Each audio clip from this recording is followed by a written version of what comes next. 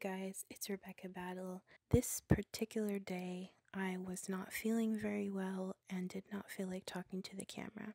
I decided that I still wanted to film something, so please enjoy the silent vlog.